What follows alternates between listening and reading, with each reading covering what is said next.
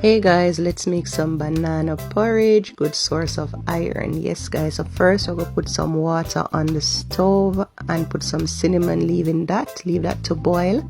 And of course we're gonna need coconut milk, banana, almond and rose. We're gonna need ground nutmeg, cinnamon, condensed milk and some oats. Yeah, so we're gonna chop a banana and put the oats in and blend that with the coconut milk, guys. Yes, blend that. Yes, make that nice and smooth. When the water boil up, we're gonna throw that in.